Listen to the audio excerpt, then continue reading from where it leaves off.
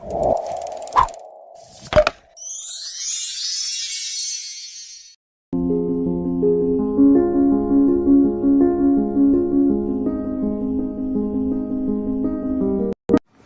Students, welcome to दधीज classes.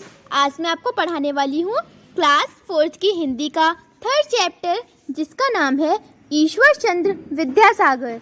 तो आइए सबसे पहले इसका विशेष पढ़ते हैं।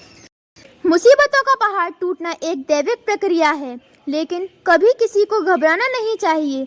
ऐसे समय में किसी को दया का पात्र नहीं बनना चाहिए। तो अपना पाठ शुरू करते हैं। सन 1939 में द्वितीय विश्व युद्ध भीषण रूप में चल रहा था। उन्हीं दिनों बंगाल में भयानक अकाल पड़ा। निर्धन लोग लावारिस पशुओं की तरह भूख से मरने लगे। गरीब माता पिता भूख से तड़पते हुए छोटे छोटे बच्चों को रास्तों और सड़कों पर छोड़ जाते। आए दिन भूख से तड़प कर मरने वालों की संख्या बढ़ रही थी। वर्धमान नगर के एक बाजार में आंसू बहाता और हाथ फैलाकर गिड़गिड़ाता एक लड़का सहसा विद्यासागर के सामने रास्ता रोककर आ खड़ा हुआ। सिर्फ एक ही पैसा दे दीजिए, मेरी माँ भूख से तड़पकर मर रही है, रोते हुए लड़के ने कहा। ईश्वर चंद्र विद्यासागर ने रोते गिड़गिड़ाते उस भूखे युवक को देखा और बोले, अगर मैं तुम्हें 2 आने दे दूं तो तुम क्या करोगे? लड़के की आंखें अविश्वास से फैल सी गईं और उनमें आशा की एक नई चमक भी थी। बोला, बाबूजी, पहले तो मैं अपनी माँ को भूख से मरने से बचाऊंगा, फिर कुछ खाकर सोचूंगा कि क्या किया जा सकता है। और यदि मैं तुम्हें 4 आने दे दूं तो तुम क्या करोगे? मैं 1 आने से अपनी और माँ की भूख मिटाकर शेष 3 आने से कई काम धंधा शुरू कर लूंगा। लड़के ने हाथ जोड़कर विनती की। सुनो, मैं तुम्हें 1 रुपया दूंगा। कहते हुए विद्यासागर ने उसे हाथ पर 1 रुपया रख दिया। लड़का निहाल हो उठा। बोला, बाबूजी, आपने हमें बचा लिया। आपकी दया से मैं अब नहीं मरूंगा। मैं फलों को बेचकर अपना गुजर बसर मजे से कर सकूंगा। विद्यासागर ने उसे बीच में ही रोककर कहा, दया नहीं, इसे सहयोग कहो। तुम युवक हो, तुम्हारे पास 2-2 हाथ और 2-2 पाँव हैं। तुम्हें किसी की दया की जरूरत नहीं है। जाओ और मेरी इस सलाह को गांठ बांध लो। प्रणाम करके युवक एक ओर चला गया।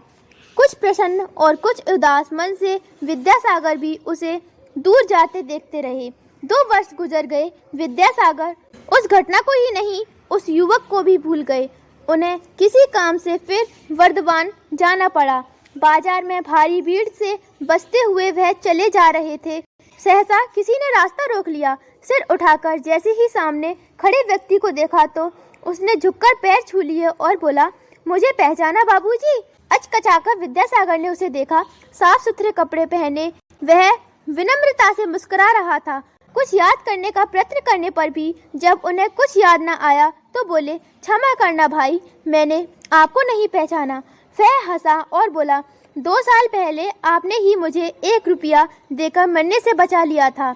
याद कीजिए बाबूजी, इसी वर्धमान शहर में आपने मुझे 1 रुपया देकर कहा था, किसी की दया मत चाहो, मांगो तो सिर्फ सहयोग मांगो। आपकी उसी प्रेरणा से मैंने पहले फल बेचने का धंधा किया और फिर धीरे धीरे बाजार में फलों की एक अच्छी खासी दुकान ही ले ली। आजकल आपकी दया से नहीं, आपके आशीर्वाद से मेरा काम बहुत अच्छा चल रहा है। वह विद्यासागर से दुकान पर चलने का आग्रह करने लगा। विद्यासागर ने इधर उधर की बात करके फिर कभी उसकी दुकान पर आने के लिए कहा, पर वह ना माना और अंत में विद्यासागर को उसकी दुकान पर बैठकर कुछ फल खाने को विवश ही होना पड़ा। विद्यासागर को उन फलों में जैसा रस और आनंद आया, वैसा उन्हें जीवन में बहुत कम चखने के लिए मिलता था। ईश्वर चंद्र विद्यासागर हमारे देश के एक महान समाज सुधारक और देशभक्त थे। तो ये चैप्टर आपका खत्म होता है।